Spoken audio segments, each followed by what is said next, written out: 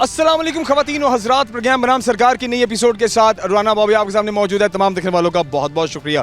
Programme देखते रहा करें, बहुत ज़रूरी है क्योंकि जिन टॉपिक्स पर हम बात करते हैं, हम कोशिश करते हैं वो नई चीज़ों पर हों, हम कोशिश करते हैं वो ज़रूरी हों और ये भी कोशिश करते हैं कि उन चीज़ों पर बात की जाए जिन पर बात नहीं की जा रही। ख़वातीन हज़रात, आप जानते हैं कि दिमागी मसाइल हर इंसान को बहुत ज़्यादा हैं और मौसम की तब्दीलियाँ, क्लाइमेट चेंज, ग्लोबल वार्मिंग, फिर फाइनेंशियल इश्यूज़, फिर आप अगर अपने मुल्क की बात करें तो इसकी इकॉनमी के हालात और वाक़यात देख लें, बेरोज़गारी की बात कर लें, इनकम्स की बात कर लें, मतलब there are so many things जो कि कहीं ना कहीं आपको मेंटली डिस्टर्ब करती हैं। इंसान ज़हनी दबाव का शिकार होता है और उसका असर उसके मिजाज पर भी पड़ता है। आज के प्रोग्राम में ख़वातीन हम बात करने जा रहे हैं कि जितने मेंटल इश्यूज़ हैं, जितने मेंटल हेल्थ के मसाइल हैं, उनकी बेसिक जड़ क्या है, उनकी वजह क्या है, उनकी वजूहात क्या हैं। क्या वो डोमेस्टिक इश्यूज़ हैं, क्या वो फाइनेंशियल इश्यूज़ हैं, क्या वो वर्क प्लेस के इश्यूज़ हैं, क्या सोशल मीडिया इन्फ्लुएंस कर रहा है, क्या जो इकॉनमी के हालात हैं वो डिस्टर्ब कर रहे हैं, क्या मुल्की हालात वो डिस्टर्ब कर रहे हैं, या कोई और इंडिविजुअल आपके पर्सनल इश्यूज़ हैं जो कहीं ना कहीं आपके ज़हनी दबाव का शिकार बनते हैं, आपको बनाते हैं बेसिकली, और आप उसका शिकार होते हैं। सो आज के प्रोग्राम में हम बात करेंगे, एक तो जो सीज़न चेंज हो रहा है, आप देख रहे हैं कि स्मोक बढ़ती जा रही है और फैसलाबाद भी टॉप सिटीज़ में शामिल हो रहा है। उसकी वजह से जो नज़ला ज़ुकाम खांसी के वाक़यात हैं वो बढ़ रहे हैं और उसमें किस तरह से आपने हिफाजती इक़दाम करने हैं उस पर हम बात करेंगे। लेकिन इसके साथ साथ जो हमारा मेजर टॉपिक है वो है आपके मेंटल इश्यूज़, आपके मेंटल हेल्थ के मसाइल, आपके ज़हनी दबाव का शिकार जो हैं लोग, वो रीज़न क्या है, उन वजूहात पे बात करेंगे। कोशिश करेंगे कि हम मुलाकात करें रेलेवेंट लोगों से और उनसे फिर हम जानें कि इन इश्यूज़ की आखिर वजूहात क्या है। क्या सोशल मीडिया इन्फ्लुएंस कर रहा है, या आपके मुल्क में होने वाले हालात और वाक़यात आपको डिस्टर्ब कर रहे हैं। क्या पैसा बहुत बड़ा रीज़न है आपके दिमागी इश्यूज़ को बढ़ाने में, या आपकी निजी ज़िंदगी या आपके डोमेस्टिक मामलात ऐसे हैं जो आपको डिस्टर्ब कर रहे हैं। सारी चीज़ों पे बात करेंगे और हल निकालने की कोशिश करेंगे और पूरी उम्मीद है कि आज के प्रोग्राम की वसातत से जो पैगाम हम आप तक पहुँचाएँगे उसे कहीं ना कहीं आप अपनी ज़िंदगी में रिलीफ पाएंगे अगर आप इन चीज़ों पर काम करेंगे। सो आइए आगे बढ़ते, चीज़ शामिल करते हैं, देखते रहिए प्रोग्राम बनाम सर बढ़ते हैं। और of course in the beginning ये जानना बहुत ज़रूरी है कि मौसम की तब्दीली किस हद तक मुतासर कर रही है जो ह्यूमन हेल्थ को। और स्मोक AQI बड़ा ख़राब है, फैसलाबाद का हवा बहुत ख़राब है, इसलिए प्लीज़ आप ख्याल रखें, धुआं छोड़ने वाली गाड़ियाँ अपने इंजन का काम करा लें। और जो घरों में काम करने वाले लोग, जो बारबेक्यू का काम करने वाले लोग हैं, प्लीज़ ख्याल करें धुआं ना ही निकले क्योंकि वो हवा में तहलील होता है। एक एडिशन है, तो जितना कम हो जाए उतना बेहतर है। जो ऑफ कोर्स जो सीजनल बीमारियां हैं उनमें बढ़ावा है इस बार। क्योंकि ऑफ कोर्स ये जो एक क्लाइमेट चेंज है उसकी वजह से ओवरऑल जो नेचर है उसके अंदर तब्दीली आ गई, क्योंकि नेचर के साथ छेड़छाड़ हम करने में बहुत ज़्यादा माहिर हो गए हैं और फिर कुदरत अपना आप दिखा रही है। और उसमें आपने देखा है कि अब अभी फ्लडिंग होकर हटी है, अर्थक्वेक्स आ रहे हैं पूरी दुनिया में और पूरी दुनिया में कहीं ना कहीं कहत भी चल रहा है। सो परवरदिगार सबके लिए बेहतरी लेकर के आई, मेरी दुआ है। आगे बढ़ते हैं और चीज़ें शामिल करते हैं। डॉक्टर अहमद फारूक साहब हमारे साथ मौजूद हैं। आप MBBS FCPS फैसलाबाद हैं, ऑफ कोर्स फिजिशियन हैं और सर से मुलाकात बहुत ज़रूरी भी है क्योंकि हम जानना चाहेंगे कि ये जो क्लाइमेट चेंज की वजह से इंसानी सेहत पर असरात मुरतब हो रहे हैं, इनको किस तरह से हमने ठीक करना है। और फिर एक दो बड़े अहम सवालात भी हैं, वो भी हम प्रोग्राम में शामिल करेंगे, वो आपके लिए बहुत ज़रूरी हैं। सर कैसे ठीक ठाक हैं? अल्हम्दुलिल्लाह ठीक ठाक। डॉक्टर साहब, मौसम में तब्दीली की वजह से देख रहे हैं कि इस बार फिर नज़ला ज़ुकाम खांसी, वैसे तो रूटीन ही है लेकिन अब ज़्यादा रिपोर्ट हो रहे हैं। पिछले एक हफ्ते में बहुत ज़्यादा पंजाब के अंदर, फैसलाबाद के अंदर बहुत ज़्यादा रिपोर्ट हुए हैं। हाँ जी, हर साल इन दिनों में सितंबर, अक्टूबर, नवंबर के महीनों में वायरल इन्फेक्शंस काफ़ी ज़्यादा होती हैं। तो चूँकि फ़्लू, नज़ला ज़ुकाम, ये सारी वायरल इन्फेक्शंस होती हैं, तो इस सीज़न में ज़्यादा रिपोर्ट होती हैं। और ख़ास तौर पे अब पिछले कुछ सालों से एयर पोल्यूशन बढ़ने की वजह से, सिविलाइजेशन के इस न्यू ट्रेंड की वजह से एलर्जेंस बहुत ज़्यादा बढ़ते जा रहे हैं, जिससे एलर्जिक रिएक्शंस भी होते हैं और मुख्तलिफ़ किस्म की बीमारियां हैं जिनमें वायरल इन्फेक्शन के साथ साथ एलर्जिक राइनाइटिस और एलर्जिक एस्थमा और दूसरे सांस के मसाइल जो है वो बढ़ते जा रहे हैं। अच्छा डॉक्टर साहब, मुझे ये बताइए कि जैसे हम देखते हैं कि जो भट्टे हैं जहाँ पर ईंटें बनती हैं, फैक्ट्रियाँ जहाँ पर काम हो रहा होता है और उनके बॉयलर से धुएँ निकलते हैं, ठीक है, उनका कितना किस हद तक कंट्रीब्यूशन, और ये जो साथ साथ जो गाड़ियों का धुआं निकलता है, फिर जो बारबेक्यू का धुआं है, ये किस हद तक मेन किरदार अदा कर रहा है एयर पोल्यूशन में? देखिए, जितनी भी कंबशन होती है ना, जब भी कोई चीज़ जलती है, सिंपली आप कह लें, चाहे गाड़ियों के इंजन धुआं पैदा कर रहे हैं, चाहे आप बाहर लकड़ी जला रहे हैं, कोयले से धुआं पैदा हो रहा है, बारबेक्यू वाले भी कोयला इस्तेमाल कर रहे होते हैं, चाहे आप घर के अंदर लकड़ी इस्तेमाल कर रहे हैं। आपको शायद आपके इल्म में होगा कि जिस तरीके से हजरात जो हैं वो सिगरेट पीते हैं और स्मोकिंग करते हैं, हुक्के का इस्तेमाल करते हैं, इनके फेफड़े नाकारा हो जाते हैं। इसी तरह घरेलू ख़वातीन जो अगरचे हुक्का सिगरेट के करीब भी नहीं जाती, लेकिन ये देहाती इलाकों में जो लकड़ियाँ जलाती हैं या दूसरा एनिमल फॉसिल फ्यूल इस्तेमाल किया जाता है, उसमें बर्निंग से जो गंदी जहरीली गैसें निकल रही होती हैं, वो सारी के सारी आपके फेफड़ों को इनहेल कर रही हैं। और उनके भी ख़वातीन के फेफड़े, जो घरेलू ख़वातीन के फेफड़े, वो इस वजह से तबाह हो रहे होते हैं कि वो घर में ईंधन बहुत ज़्यादा यूज़ करती हैं, ख़ास तौर पे लकड़ी वगैरह। ये एलिमेंट जो है वो नेचुरल गैस में रिलेटिवली कम है, क्योंकि लकड़ियाँ जलाने से, कोयला जलाने से उस कार्बन पार्टिकल्स जो हैं वो आप डायरेक्टली इनहेल करते हैं। इसके अलावा कार्बन मोनोऑक्साइड उसमें काफ़ी ज़्यादा रिलीज़ होती है, कार्बन डाइऑक्साइड रिलीज़ होती है, और बहुत सारी कम्बशन गैसेज जो हैं वो उसमें रिलीज़ हो रही होती हैं, जो आप इनहेल कर रहे होते हैं और वो आपके फेफड़ों को तबाह कर रही होती है। सही है। अच्छा डॉक्टर साहब, हम स्मोक की थोड़ी बारे में बात करते हैं। हम जानते हैं कि स्मोक एक क्या रीज़न है, लेकिन स्मोक ख़त्म क्यों नहीं हो रही, ये बढ़ रही है। इस बार जो AQI इंडेक्स है वो पिछले साल से काफ़ी हद तक ज़्यादा है, ख़तरनाक कंडीशन में है। मैं ये कह रहा हूँ कि ये तो कम होना चाहिए था। कुदरत के निज़ाम की बात करते हैं कि बारिश होगी तो ख़त्म हो जाएगी, दैट्स द ओनली वे। अब आपको मालूम होगा कि पंजाब हुकूमत ने जो एंटी स्मोक गन्स हैं वो मंगा लिए हैं। लाहौर के अंदर वो जगह जगह वो जो गाड़ियाँ हैं वो स्मोक शावर कर रही हैं, एंटी स्मोक शावर कर रही हैं। उससे कहा जा रहा है कि लाहौर में काफ़ी हद तक कुछ एरियाज़ में जो स्मोक है वो कम हुई है। आपके ख्याल से क्या ये फ़ायदेमंद एक्ट होगा और इससे कुछ फ़ायदा मिलेगा हमें? देखिए, फ़ायदेमंद तो हो सकता है, लेकिन इसमें सबसे इम्पॉर्टेंट चीज़ ये है कि हमें देखना ये है इस कदर ज़्यादा कम्बशन क्यों हो रही है, क्या बढ़ती जा रही है, एयर पोल्यूशन इतनी ज़्यादा क्यों बढ़ रही है, एयर क्वालिटी इंडेक्स जो है वो क्यों ख़राब से ख़राब तर होता जा रहा है। एक तो ये कि हम प्लांटेशन की तरफ बिल्कुल भी तवज्जो नहीं दे रहे। जो पहले से ग्रीनरी थी, जो हमारी एग्रीकल्चर लैंड थी, उस सारी को हम ऑक्यूपाई करते जा रहे हैं और उसमें कॉलोनियाँ काट रहे हैं। ठीक है, वो भी हमारी ज़रूरत है, लेकिन बहुत सारी जो एग्रीकल्चर लैंड ख़राब होती जा रही है, उसकी वजह से हमारे ये एयर क्वालिटी इंडेक्स बहुत ज़्यादा ख़राब हो रही है। और दूसरा, दिन ब दिन हमारी मोटर व्हीकल्स जो हैं, ख़ास तौर पे इंजन व्हीकल्स जो हैं, इनकी तादाद में इजाफा होता जा रहा है। इंजन व्हीकल्स ख़त्म करके हमारे बिल्कुल है। हमें इंजन व्हीकल्स ख़त्म करके इलेक्ट्रिक व्हीकल्स की तरफ जाना होगा। और जिस तरीके से हम प्लांटेशन को बिल्कुल इग्नोर कर दिया हम लोगों ने, उसी का हम ये सारी उसका रिज़ल्ट देख रहे हैं कि स्मोक बढ़ता जा रहा है और एयर क्वालिटी इंडेक्स जो है वो ख़राब से ख़राब तर होता जा रहा है। ये सारी चीज़ें हैं, इन्हें ग्रॉस रूट लेवल पे एड्रेस करना चाहिए। इसमें डॉक्टर साहब मैं देख रहा हूँ जिस तरह के पेशेंट्स हैं जिनको सांस का इशू है, स्मोक उनको बहुत मुतासर करती है।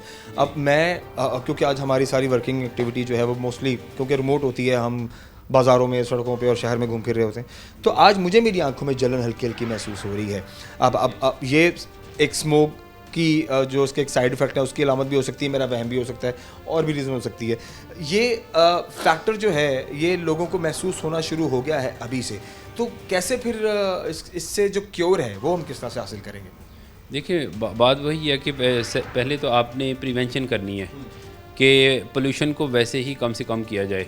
अब जैसे भट्टों के अंदर वो बहुत सारी ऐसी चीज़ें इस्तेमाल करते हैं जो कि ममनुआ है, जैसे प्लास्टिक बैग्स भी यूज़ करते हैं, कचरा जला रहे होते हैं, कचरे में से किस कदर ख़तरनाक किस्म के पार्टिकल्स और कितनी जहरीली गैसें हम हवा के अंदर ऐड कर रहे हैं, एनवायरनमेंट में ऐड कर रहे हैं। इसी तरह आपने देखा होगा कि जूं हमारी कॉलोनियाँ बढ़ती जा रही हैं, पॉपुलेशन एक्सटेंशन की वजह से बहुत सारे ऐसे फैक्ट्री एरियाज़ जो आज से 20 साल पहले शहर से बाहर थे, अब वो शहर के अंदर आ गए हैं और अक्रॉस द फैक्ट्री एरिया नई नई कॉलोनियाँ बन गई हैं। वही फैक्ट्री एरिया जो है वो उस सारे एनवायरनमेंट को उसकी वजह से पोल्यूशन बढ़ती जा रही है, फ़ज़ाई आलूदगी बढ़ती जा रही है, लेकिन जो कॉलोनियाँ उधर आबाद होती जा रही हैं उन जगहों के रहायशी जो हैं वो भी मुतासर होते जा रहे हैं। तो इन चीज़ों की तरफ कोई तवज्जो नहीं दे रहा। हम सिर्फ स्मोक का रोना रो रहे हैं, लेकिन जो इसकी बेस लाइन इसके बिगाड़ में जो मेन रीज़न है बिल्कुल है, उसकी तरफ कोई तवज्जो नहीं दे रहा। तो इन सारी चीज़ों को हमें देखना पड़ेगा।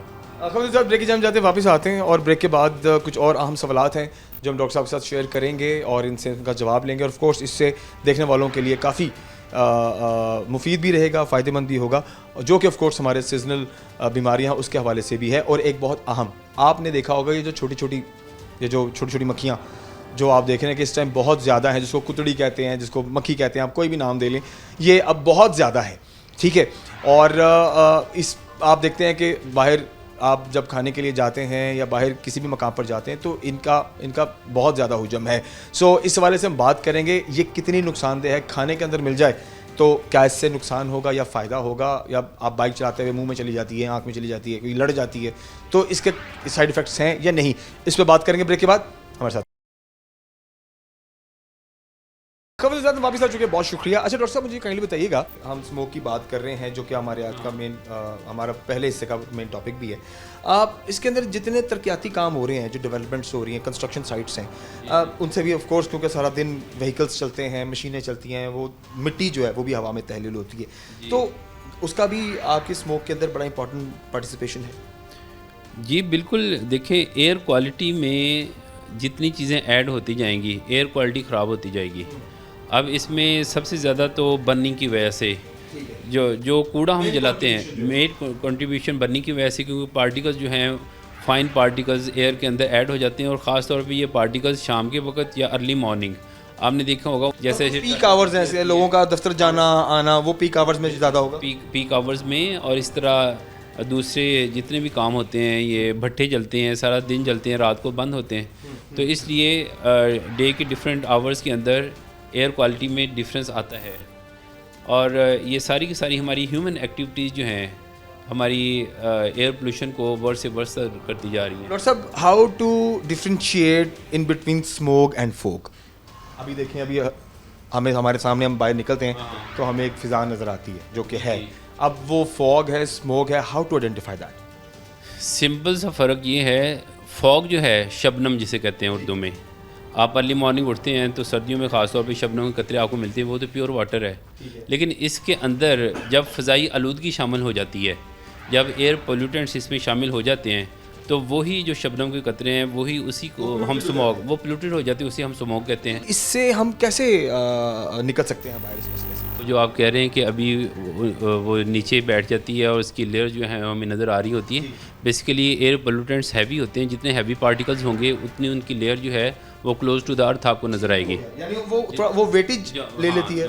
हाँ जी, वज़नी होने की वजह से उनकी लेयर नीचे बनती है, relatively closer to the earth बनती है।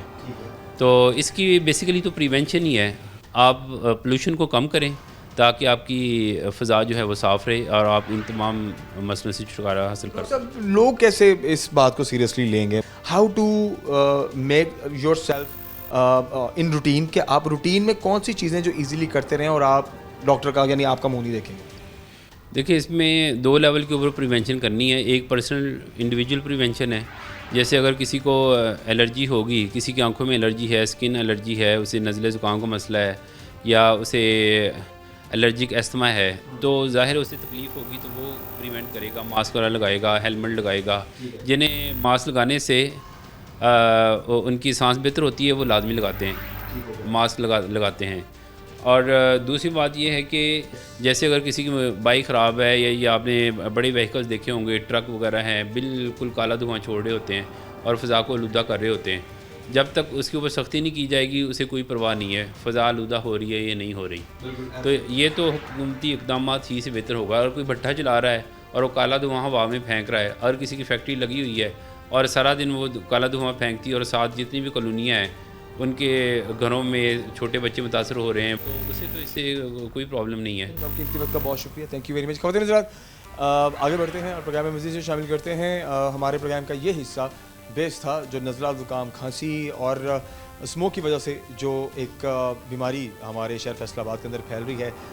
एयर क्वालिटी इंडेक्स इतना हायर आया कि इसके ऊपर बात करना बहुत ज़रूरी है, क्योंकि इट बिकम वर्स्ट, ये बुरे से बुरा होता चला जा रहा है। एंड आई होप कि महकमा माहौलियात और पंजाब हुकूमत इसके ऊपर काम कर रही होगी कि फ़ौरी तौर पर इस पर कोई हिफाजती इक़दाम किए जाएँ, क्योंकि गुज़श्ता दिनों में ये बात कही गई थी कि फैसलाबाद ग्रीन एरिया में है, मतलब हवा बिल्कुल ठीक है। आज से 2 हफ्ते पहले की बात की जाए तो इन जस्ट 2 वीक्स अगर कहें तो हवा एकदम इतनी आलूदा हो गई कि फैसलाबाद का जो जिक्र है वो वर्ल्ड पोल्यूटेड सिटीज़ में भी किया गया। वो सही है या नहीं, वो गलत अफवाह भी हो सकती है। हमने उस पर तस्दीक भी की और उसके बाद हमने महकमे का इसके ऊपर मौक़िफ़ भी लिया, तो कहा गया कि नहीं ऐसा नहीं है।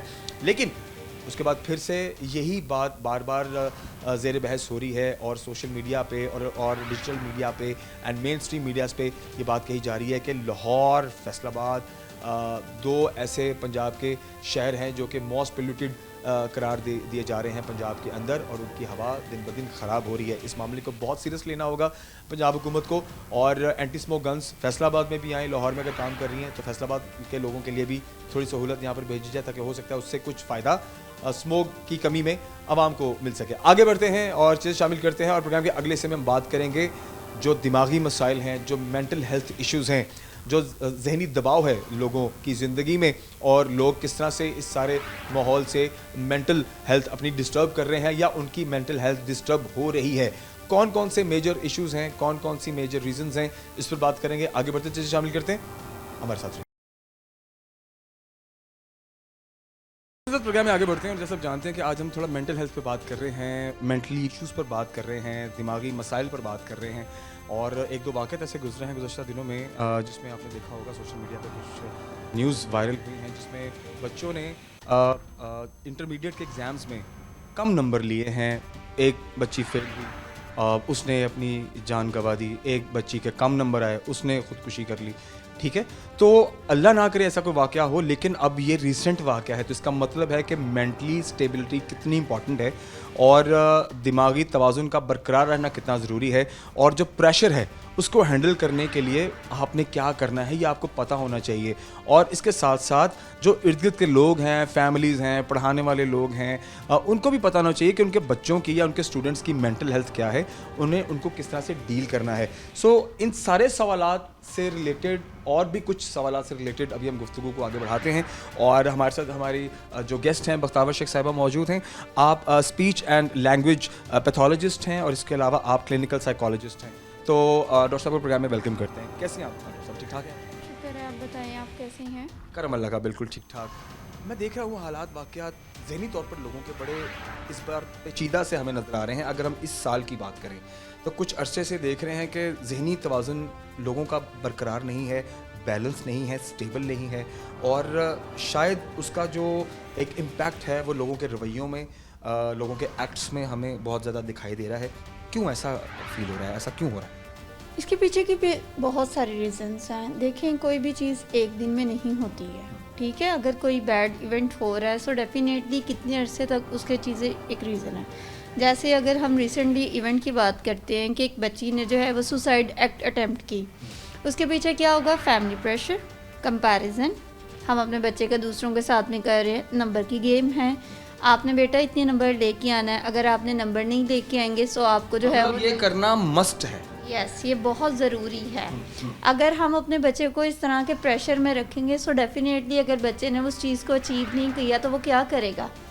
परेशान होगा। और अगर आपको वहाँ पे कोई इंसान सुनने वाला नहीं होगा तो वो क्या करेगा? उसको लास्ट एक ही सोल्यूशन नज़र आता है कि मैं अपना, अब मैंने एक दुनिया में एक सोचा था कि मैं इस दुनिया में इस वजह से आई हूँ कि मैंने कोई ड्रीम सोच लिया। मैंने एफएससी में जो है वो पास करना था, अगर मेरे मार्क्स नहीं आए सो डेफिनेटली मैं उससे हर्ट होंगी। मुझे एक वे जो है वो ख़त्म हो जाएगा, मुझे आगे लगेगा कि इसके बाद दुनिया ख़त्म हो गई है। लेकिन वहाँ पे अगर फैमिली का एक अच्छा रोल आ जाए, फैमिली आपकी जो है वो गुड लिसनर हो, आप पेरेंट्स जो है वो सपोर्ट करते हो, बच्चे कभी भी इस तरफ नहीं जाएंगे। बिकॉज फेलियर का हरगिज़ ये मतलब तो नहीं ना है कि मेरी ज़िंदगी आगे में नहीं बढ़ सकती है। लेकिन ये चीज़ अब की जनरेशन में बहुत कम है कि उन्हें आगे मूव ऑन करना, एक्सेप्ट करना, लेट गो करना नहीं आता। ये प्रैक्टिसेस तो देखें, हमारे दौर में तो हम हमारे वालिदैन को ही देखते थे, हम उसी कल्चर को फॉलो करते थे कि घरों में अगर कोई परेशानी आ गई है या कोई मसला आ गया तो वो किस तरह से रिएक्ट करते थे। तो हमारी जनरेशन तक हमने तो बहुत इजी लिया। मैं अगर अपनी मिसाल दूं तो मुझे पता है कि जो भी घरेलू मसला है, कोई मसला नहीं है, वक्त ही है, सुलझ जाएंगे, ठीक है। तो हम इतने मैच्योर भी हो गए, शायद उम्र का भी इसके अंदर बहुत इंपॉर्टेंट रोल है, जो वक्त आपको एक्सपीरियंस देता है उसका भी एक बड़ा इंपॉर्टेंट रोल है। लेकिन जो टीन एजर्स हैं ये तो सीखने के अमल में हैं।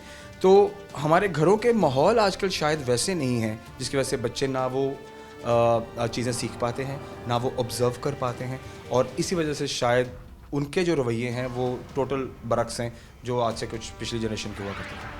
अगर हम इस पॉइंट को देखते हैं, अब है सोशल मीडिया का दौर, ठीक है। और दूसरी बात, अगर आप हमारे फैमिली इन्वायरमेंट की बात करते हैं, आजकल के पेरेंट्स जो हैं उनके लिए अपने बच्चा की ज़्यादा प्रायोरिटी नहीं है, कि अगर प्रायोरिटी है तो लेस प्रायोरिटी है, बिकॉज हमारी रिस्पॉन्सिबिलिटीज़ बढ़ चुकी हैं। अब अगर यानी कि मैं आपको कहती हूँ, आपको आके बताती हूँ, तो आप बजाय मुझे सुनने के आप कहें कि बेटा मैं काम कर रही हूँ, मैं आपको बाद में सुनूंगी।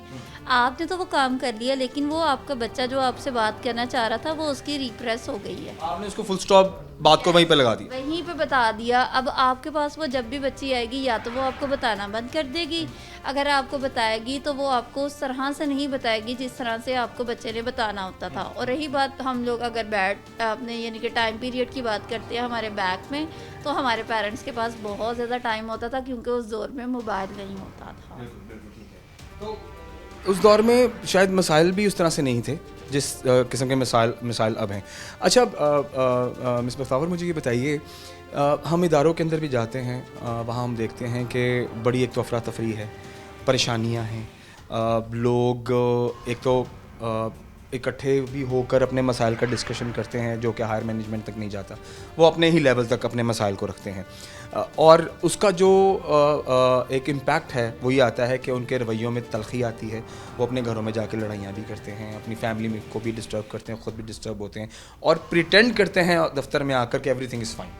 तो ये जो दोहरा रवैया है, इसको आप किसको जिम्मेदार ठहराएंगे सारे मामले में?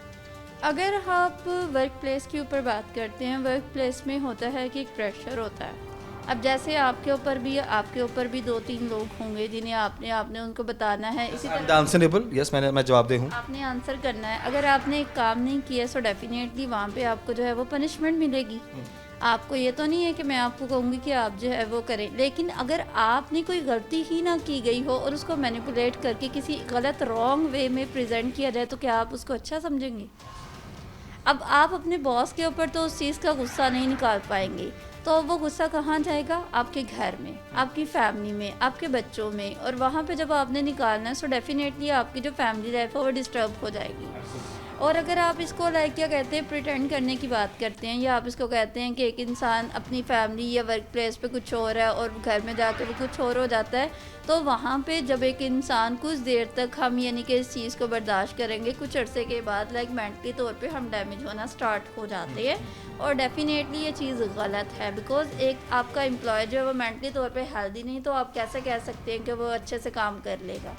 तो ये चीज़ होती है कि जहाँ पे हमारे जितने भी ऑफिसर्स होते हैं उस चीज़ को अंडरस्टैंड करना चाहिए कि आप नीचे वाले जितने भी लोग हैं उनसे सही तरह से कोऑर्डिनेट। अच्छा, ये मालिक और मुलाजिम का जो रिश्ता है या जो इनके दरमियान कनेक्शन है, एज़ वी नो कि अगर तो हायर मैनेजमेंट का आपका कोई मालिक है और बहुत लोअर मैनेजमेंट का कोई बंदा जो आपके अंडर एम्प्लॉय काम कर रहा है, तो उनके बीच का जो गैप है, हम कहते तो हैं कि वो नहीं होना चाहिए, बहुत फ्रेंडली माहौल होना चाहिए, लेकिन ऐसा है नहीं।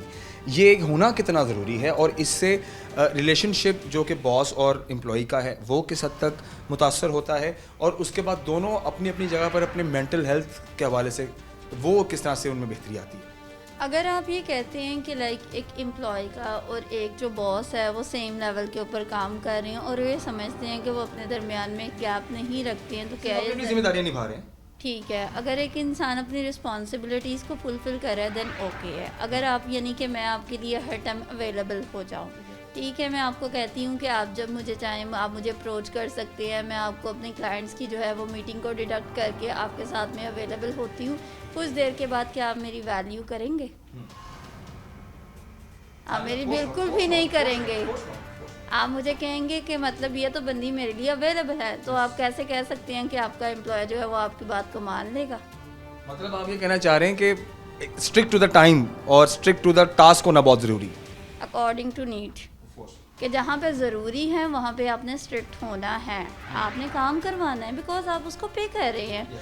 हाँ, अलबत्ता आप ये कहें कि आप उसको बैक बाइटिंग ना करें, ठीक है, आप उसको मेंटली तौर पे डैमेज करने की ना कोशिश करें, आप उसका कंपैरिजन ना करें, आप उससे एक्स्ट्रा लोड का काम ना करवाएं।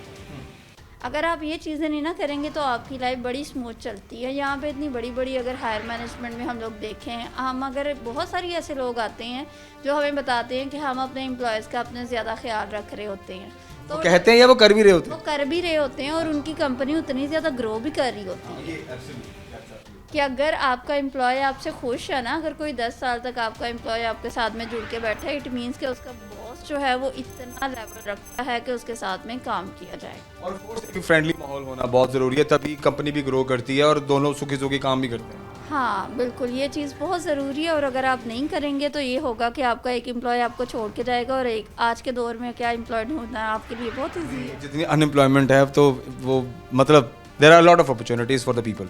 यस, कि आपको आप एक बंद करेंगे आपको सेकंड ऑप्शन मिल जाएगा, सेकंड करेंगे, बिकॉज अब मार्केट की गेम है। एक चीज़ है कि आपकी मार्केट में प्रोडक्ट्स बहुत सारी हैं, एम्प्लॉयज़ बहुत सारे हैं, हर इंसान को नीड है, हर इंसान चाहता है। अगर हमारे पास में बच्चा आता है ना, लाइक जिसने बीए भी किया, वो आपको ये आके कहेगा कि मैं कोई जॉब करना चाहता हूँ, जबकि जॉब यहाँ पे पीएचडी वाले को बहुत मुश्किल से मिलती है। अच्छा बता साहब, मुझे ये बताइए, इसके सोशल मीडिया का दौर है, आप जानती हैं डिजिटल ज़माना है, और ये जो सोशल मीडिया पर न्यू जनरेशन का ब्रेन वॉश किया जा रहा है, एक प्रॉपर टारगेट किया जा रहा है, एक नैरेटिव सेट होता है या एक गोल सेट किया जाता है और उसके ऊपर इतना हैवी कैंपेन किया जाता है कि लोग उसको सच मान लेते हैं। आपने देख लिया होगा अभी रिसेंटली इंडिया पाकिस्तान के बड़े मामलात हैं, मुख्तलिफ मामलात में, फिर सोशल मीडिया पर्सनालिटीज़ और ये यूट्यूबर्स जैसे डकी बाई जैसे लोग हैं जिन्होंने मिलियंस बिलियंस कमाए। वो किस तरह से कमाए नहीं कमाए वो हम बाद में इसको डिबेट में शामिल करेंगे, बट एक उसका एक एंड रिजल्ट देखें कि इस वक्त वो एक मिसाल बन रहा है कि at the end of the day shortcut से किया हुआ कोई भी काम आपको जो एंड है उसका यही है, जो भी डकी बाई जैसे और लोगों का भी हम एक्सपेक्ट कर रहे हैं जिन्होंने सही तरीके से काम नहीं किया और शॉर्टकट्स का इस्तेमाल किया और लोगों को गुमराह भी किया और न्यू जनरेशन उनको फॉलो भी किया। ठीक है, तो मुझे काइंडली ये बताएं ये सोशल मीडिया की गेम किस तरह से हैंडल हो रही है और लोग क्यों इसके ऊपर बहुत ज़्यादा अपना इंटरेस्ट शो कर रहे हैं, पढ़ाई को छोड़कर, कामों को छोड़कर, उन्हें लगता है कि that's the best way to get more money. ठीक है, अब देखें एक चीज़ है, आप भी चाहते हैं अपनी दुनिया में, अपनी ज़िंदगी में कामयाब हो जाना, मैं भी चाहती हूँ, लेकिन मैं उसमें कौन सा वे चूज़ करूँगी इसका डिसीजन आपने खुद करना है, मैंने खुद करना है। आज हर इंसान कहता है कि मेरे पास शॉर्टकट हो। बच्चे डिग्री में आते हैं, डिग्री करने के साथ में वो कहते हैं हमें जॉब मिल जाए, जबकि जॉब उस इंसान को मिलती है जिसके पास में स्किल होगा। अब अगर एक इंसान, अगर हम जितने भी यूट्यूबर्स हैं, मैं उनका नाम तो नहीं लूँगी, ठीक है, लेकिन ये चीज़ है कि इसके पीछे अगर हम देखते हैं कि अगर किसी के मिलियन और बिलियनर फॉलोवर्स हैं, उस इंसान ने काम क्या किया।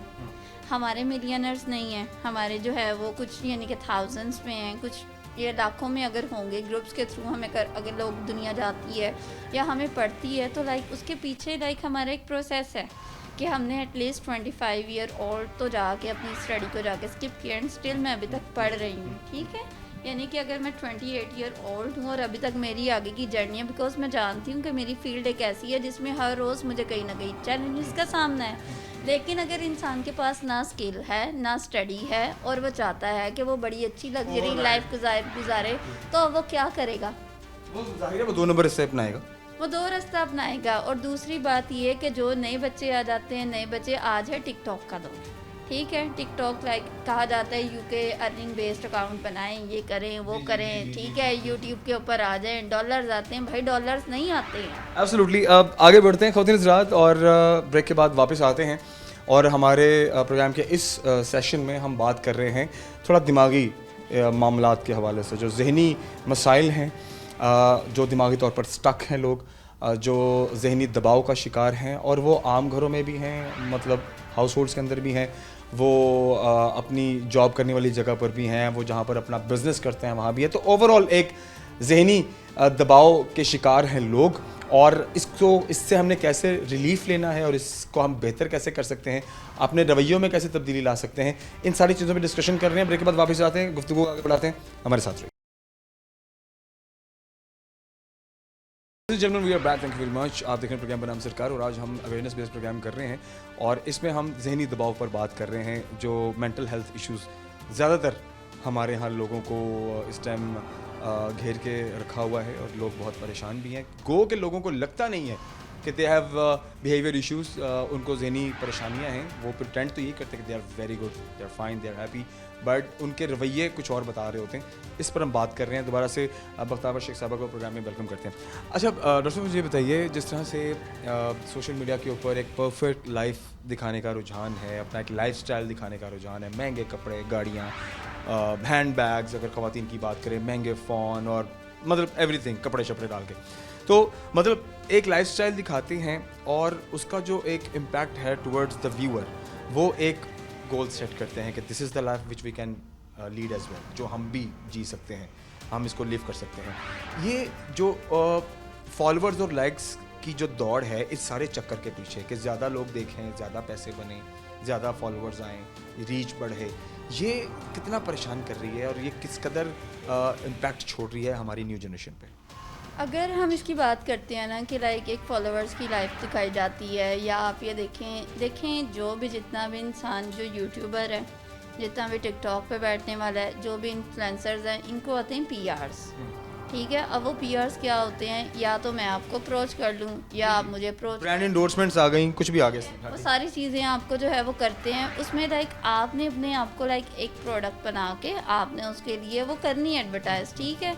अब ये चीज़ उसके फॉलोवर को तो नहीं ना पता है, वो तो उसको लाइक क्या कहते हैं, पीआर की अनबॉक्सिंग कर रही है, मैंने ये बाय किया, मैंने ये बाय किया, नहीं बाय किया, भाई वो नहीं बाय कर रहे हैं, उनको फ्री ऑफ कॉस्ट वो चीज़ मिल रही है, ये उस just to promote, just to promotion, ठीक है। या तो आप खुद पहुंच रहे हैं, आप अगर कहीं पे रेस्टोरेंट के लिए गए हैं, आप कहें कि मैं यहाँ पे खाना खाने हैं, भाई खाना नहीं खाने जाते हैं, उनको लाइक क्या कहते हैं, या तो इनवाइट किया जाता है या वो कॉल कर करके खुद जा रहे होते हैं, कि हमें कंटेंट बनाना है, अपना कंटेंट बनाना है। और वहाँ पे जो बैकग्राउंड पे क्या हो रहा है वो आपको नज़र नहीं आ रहा, आपको लाइक रियल इमेज दिखाई जा रही है कि हमने ये सारी चीज़ें हैं।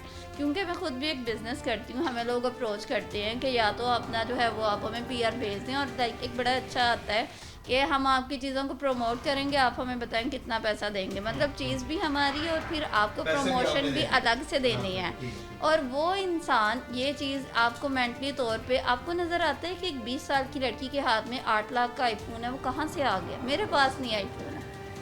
अगर मेरे पास आईफोन है तो लाइक क्या कहते हैं, मेरे पास 14 नहीं होगा, ठीक है, लेटेस्ट मॉडल नहीं होगा, लेटेस्ट मॉडल नहीं होगा जो भी रिसेंटली आया है, ठीक है। क्यों नहीं है, बिकॉज हमें नहीं लगता है कि वो ज़रूरी है। मैं अपनी नीड को फुलफ़िल करूँगी, मैं अपनी विश को फुलफ़िल करके मुझे क्या मिलेगा, लेकिन हमने एक स्टैंडर्ड को फुलफ़िल करने के लिए लाइक उसको जो है वो ये चीज़ नहीं देखते हैं कि लाइक वो स्पॉन्सरशिप है। आप उस चीज़ को अपने ऊपर अपनी एक अच्छी लाइफ बना लेते हैं, आप सेट कर लेते हैं, यार ऐसी होनी चाहिए, वैसी होनी चाहिए। बच्चे आपको तब उस हिसाब से ही चलना है जो आपके लेवल है, ठीक है। हम किसी के लेवल के अकॉर्डिंग ना आ सकते हैं, तो उससे क्या होगा कि हम मेंटली तौर पे डिस्टर्ब होना स्टार्ट हो जाएंगे। और लाइक ये बहुत ज़्यादा अब बच्चों में बढ़ चुका है कि लाइक हर इंसान चाहता है कि वो एक ऐसी लाइफ, मुझे ये बताइए इन चीज़ों से अवॉइड कैसे किया जाए, या ये जो हम रियलिटीज़, जैसे आपने भी रियलिटीज़ बताई हैं, क्या ये रियलिटीज़ बार बार पेरेंट्स भी समझाएं, प्लेटफॉर्म्स के थ्रू बच्चों तक पहुँचे, क्या ये प्रैक्टिस ज़रूरी है हम सब के लिए जो समझदार लोग हैं, ताकि न्यू जनरेशन इससे बच जाए, या इसके अलावा कोई और भी हल आपके पास है? इसके पीछे ना पहली बात ये चीज़ है कि हम जिस दौर में हैं वहाँ पे क्या कहते हैं, बाउंड्रीज़ का सेट होना बहुत ज़रूरी है। एटलीस्ट हमारी गवर्नमेंट को इतना तो स्टैंड करना चाहिए ना कि वो इस चीज़ को ख़त्म करे कि इन चीज़ों को दिखाना नहीं। जैसे डाला कल्चर को प्रमोट हो रहा था, तो डाला कल्चर को बंद किया गया, रोका गया फोर्सफुली, तो इस पर भी पॉसिबल है ये चीज़। अगर हम कोशिश करेंगे तो हर चीज़ हो जाएगी, बिकॉज आप ये जानते हैं कि सोशल मीडिया हर इंसान की अप्रोच में है। और क्या पेरेंट्स के पास में इतना टाइम है कि हम जो है, आप अपने बच्चों को एक बार मना कर देंगे, आप अपने बच्चों को कहेंगे बेटा एक दिन के लिए जो है वो आप व्लॉग ना देखें। और आप ये देखिए लिटरली पेरेंट्स बैठ के व्लॉग्स देख रहे होते हैं कि अगर माँ देख रही है, बाप देख रहा है, इसके घर में क्या हो रहा है, उसके घर में, ये लाइक एक क्यूरियोसिटी होती है कि दूसरे वाले घर में क्या हो रहा है। वो क्यूरियोसिटी आपकी खत्म हो गई, बिकॉज यूट्यूब के ऊपर आपको पूरा घर दिखा दिया जा रहा है। और वो फिर एक एपिसोड वाइज है, तो इंटरेस्ट डेवलप होता है कि अब क्या हुआ, अब क्या हुआ, अब क्या हुआ। Actually that's just a content, लेकिन हमारे यहाँ नौजवान नस्ल ने उसको अपना अपना एक फ्यूचर लाइफ स्टाइल समझ लिया। इसके पीछे ये भी रीज़न आ गया कि हम उसके साथ में इमोशनली अटैच भी होना स्टार्ट हो जाते हैं कि लाइक इसके घर में अगर बच्चा हो रहा है, इसके घर में किसी की शादी आ गई है, इसने किस तरह की ड्रेसिंग की है, ठीक है, आपको लाइक क्या कहते हैं क्यूरियोसिटी डेवलप होना स्टार्ट हो जाती है। जबकि क्यूरियोसिटी तो आपको सिर्फ अपने घर वालों ही अपने इंसान के बारे में होना चाहिए, वो लोग जिन्हें हमने कभी देखा ही नहीं, हमारा उनके साथ में कोई कॉन्टैक्ट नहीं है, इनके साथ में हम लोग इमोशनली किस तरह से अटैच हो सकते हैं। Thank you very much for your precious time Bakhtawar Sheikh. अपनी इज़्ज़त हमारे साथ डॉक्टर बख्तावर शेख, आप क्लिनिकल साइकोलॉजिस्ट हैं और आज हम बात कर रहे थे थोड़ा जो दिमागी मामलात हैं, जो दिमागी दबाव है, मेंटल हेल्थ इश्यूज़ हैं लोगों को, समाजी मसाइल हैं, किसी को जॉब का मसला है, किसी को तनख्वाह का मसला है, किसी को वैसे ही कोई घरेलू मसाइल हैं, लेकिन at the end of the day आप जिधर भी जाएँ तो मसाइल ही मसाइल नज़र आते हैं। और सोशल मीडिया पे भी शायद इसी का फ़ायदा उठा रहे हैं वो लोग जो किसी एजेंडे पर काम करते हैं, क्योंकि आपको कोई और जगह नहीं मिलती अपना कथार्सिस निकालने के लिए। तो आप देखते हैं कि किसी भी एजेंडे के ऊपर जो लोग सोशल मीडिया पे अपने कमेंट्स कर रहे हैं उसमें वो जो दिल में आता है बोली जाते हैं, तो कहीं ना कहीं वो अपना गुस्सा वहाँ निकाल रहे होते हैं। तो इससे बेहतर है कि आप किसी नेगेटिविटी का शिकार होकर उसका हिस्सा बने, थोड़ा मेंटल हेल्थ एक्टिविटीज़ की जानिब जाएं, थोड़ा स्पोर्ट्स करें, एक्सरसाइज करें, पॉजिटिविटी की जानिब जाएं। और जहाँ पर हरासमेंट की बात की जाती है तो जो बाउंड्रीज डॉक्टर साहब ने कही है, डेफिनेटली वो मेल हो या फीमेल, वो आपने सेट करनी है। और अगर कहीं पर जो बाउंड्रीज़ को क्रॉस करता है उसके ऊपर आपका एक्शन लेना बहुत ज़रूरी है, क्योंकि आप दिमागी तौर पर अगर ठीक होंगे तो आपका घर भी अच्छा होगा, आप भी अच्छे होंगे, आप अपना जॉब और अपना बिजनेस अच्छा कर पाएंगे, अपनी फैमिली की कफालत अच्छी कर पाएंगे, अपनी फैमिली को अच्छे से देख पाएंगे। और अगर आपके साथ ये मामला किसी भी वर्क प्लेस पर या किसी भी जगह पर दिमागी तौर पर होते हैं तो आप तो डिस्टर्ब होंगी, आपका पूरा ख़ानदान फिर उस पर सर्वाइवल मोड पर होता है और वो भी सब सफ़र करता है। आई होप कि आज के प्रोग्राम की वसातत से हमने कुछ सोशल मीडिया इश्यूज़ को हाईलाइट किया, सोशल मीडिया पे होने वाले एजेंडास को हाईलाइट किया, जो हमारी न्यू जनरेशन का ब्रेन वॉश किया जा रहा है एजेंडोज़ के बारे, एजेंडास पर जिनको माइल किया जा रहा है उस पर हमने बात की। सो इन सारी चीज़ों से हटें, अपनी लाइफ के रूल्स एंड गोल्स को सेट करें। और पैसा अगर कमाना है तो नेकी के काम में भी कमाया जा सकता है, लॉयल होकर काम भी कमाया जा सकता है, और दयानतदारी के साथ भी काम करके पैसा कमाया जा सकता है। 2 नंबरी के काम में या शॉर्टकट के काम में रिजल्ट्स आपको फिर जो सोशल मीडिया इन्फ्लुएंसर्स जो आजकल सलाखों के पीछे हैं, फिर ये रिजल्ट्स आपको at the end of the day नज़र आते हैं। सो आई होप कि एक बेहतरी आएगी हमारे आज के प्रोग्राम को देखने के बाद लोगों के दिमाग में। अपना बहुत सारा ख्याल रखिए, इंशाल्लाह के प्रोग्राम में मिलते हैं। अल्लाह हाफ़िज़।